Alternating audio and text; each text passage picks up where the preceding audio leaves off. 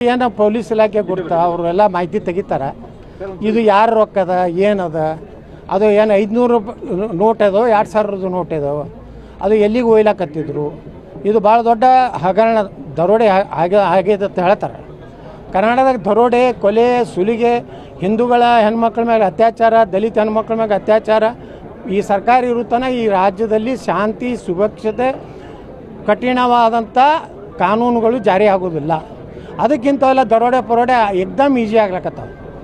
ಯಾಕಂದರೆ ಇವಾಗ ಬೆಂಗಳೂರು ಹಾಡಾಗಲೇ ಕೋಟ್ಯಾಂತರ ರೂಪಾಯಿ ಲೂಟಿ ಮಾಡಿದ್ರು, ಏನೂ ಆಗಲಿಲ್ಲ. ಹಿಂಗೆ ಕರ್ನಾಟಕದಲ್ಲಿ ಕಾನೂನು ವ್ಯವಸ್ಥೆ ಸಂಪೂರ್ಣವಾಗಿ ಹದಗೆಟ್ಟೋಗಿದೆ. ಆ ಹದಗೆಟ್ಟದ ಉದಾಹರಣೆ ಅಂದರೆ ಬೆಳಗಾವಿಯಲ್ಲಿ 400 ಕೋಟಿ ಇತ್ತು, 800 ಕೋಟಿ ಇತ್ತು, ಇನ್ನೂ ತನಿಖೆ ಆಗಿಲ್ಲ. ಅದನ್ನು ಇ ಡಿ ಕೊಡಬೇಕು, CBI ಕೊಡಬೇಕು. ಅವ್ರು ಯಾರದಾರ, ಯಾರು ಭ್ರಷ್ಟ ರಾಜಕಾರಣಿಗಳದಾರೋ, ಭ್ರಷ್ಟ ಅಧಿಕಾರಿಗಳದಾರೋ, ಯಾರು ಅದನ್ನು ಆ ಹಣ ಒಯ್ದು ಅದನ್ನು ಕನ್ವರ್ಷನ್ ಮಾಡಬೇಕು, ಅದನ್ನು ತಿರುಪತಿ ದೇವಸ್ಥಾನದ ಹುಂಡಿಯಲ್ಲಿ ಹಾಕಬೇಕು, ಏನು ಮಾಡಬೇಕು ಅನ್ನೋ ಏನು ಒಂದು ಷಡ್ಯಂತ್ರ ಇದೆ, ಅದು ಬಯಲು ಮಾಡಬೇಕು. ಅವ್ರದ್ದು ಯಾರು ಈ ಹಣ ಅನ್ನೋಂಥ ಅವ್ರನ್ನ ಕಠಿಣವಾದಂಥ ಅವ್ರ ಮ್ಯಾಗೆ ಆ್ಯಕ್ಷನ್ ತೊಗೊಂಡು ಅವ್ರನ್ನ ಜೈಲಿಗೆ ಹಾಕಿದ್ರೆ ಕರ್ನಾಟಕದ ಮಾನ ಮರ್ಯಾದೆ ಉಳಿತದೆ. ಯಾಕಂದ್ರೆ ಕರ್ನಾಟಕ ಮಾನ ಮರ್ಯಾದೆ ಏನು ಉಳಿದಿಲ್ಲ. ಮಹಾರಾಷ್ಟ್ರದವ್ರು ಬಂದು ಇಲ್ಲಿ ಡ್ರಗ್ ಫ್ಯಾಕ್ಟ್ರಿಗಳನ್ನು ಕಂಡು ಹಿಡಿಲಾಕತ್ತಾರ. ಸ್ವತಃ ಮುಖ್ಯಮಂತ್ರಿಗಳ ಕ್ಷೇತ್ರ ಜಿಲ್ಲೆಯಲ್ಲೇ ಡ್ರಗ್ ಫ್ಯಾಕ್ಟ್ರಿ ಇದ್ದಿದ್ದು ಮುಖ್ಯಮಂತ್ರಿಗಳ ಕ್ಷೇತ್ರದಲ್ಲಿ. ಬೆಂಗಳೂರಿನಲ್ಲಿ ಡ್ರಗ್ ಇವತ್ತು ನಡೀತಾ ಇದೆ. ಇವತ್ತು ಕಂಟ್ರೋಲ್ ಪೊಲೀಸ್ ಇಲಾಖೆ ಮೇಲೆ ಸರ್ಕಾರದಿಲ್ಲ. ಯಾಕಂದರೆ ಎಲ್ಲ ಇಲಾಖೆಯ ಅಧಿಕಾರಿಗಳಿಗೆ ಫಿಕ್ಸ್ ಮಾಡ್ಯಾರ, ಇಲ್ಲ ಆಕ್ಷನ್ ಆಗ್ತದೆ. ಬೆಂಗಳೂರು ಕಮಿಷನರ್ ಆಗಬೇಕಾದ್ರೆ 50 ಕೋಟಿ ಕೊಡಬೇಕು, DC ಆಗಬೇಕಾದ್ರೆ 10 ಕೋಟಿ ಕೊಡಬೇಕು. ಎಲ್ಲೆಲ್ಲಿ ಒಳ್ಳೆ ಪೋಸ್ಟ್ ಅದಾವಲ್ಲ ಲೀಲಾವ್ ಆಗ್ತಾಯಿದೆ.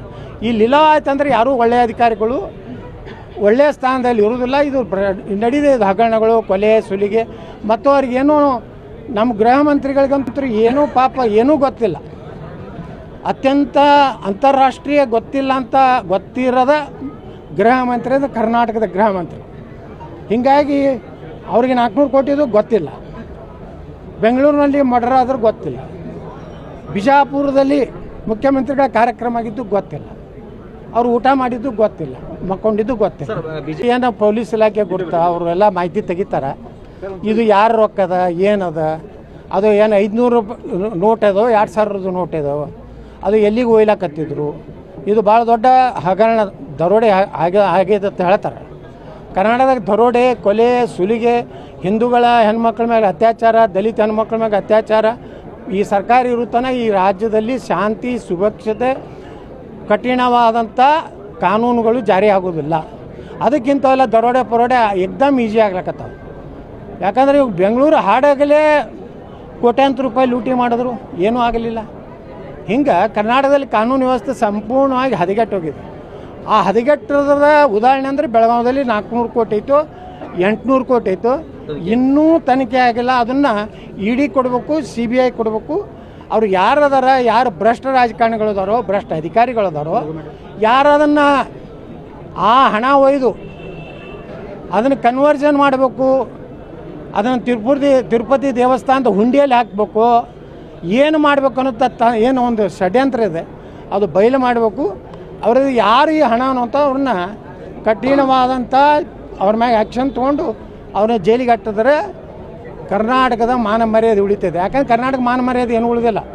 ಮಹಾರಾಷ್ಟ್ರದವ್ರು ಬಂದು ಇಲ್ಲಿ ಡ್ರಗ್ ಫ್ಯಾಕ್ಟ್ರಿಗಳನ್ನು ಕಂಡು ಹಿಡಿಲಾಕತ್ತಾರ. ಸ್ವತಃ ಮುಖ್ಯಮಂತ್ರಿಗಳ ಕ್ಷೇತ್ರ ಜಿಲ್ಲೆಯಲ್ಲೇ ಡ್ರಗ್ ಫ್ಯಾಕ್ಟ್ರಿ ಇದ್ದಿದ್ದು ಮುಖ್ಯಮಂತ್ರಿಗಳ ಕ್ಷೇತ್ರದಲ್ಲಿ.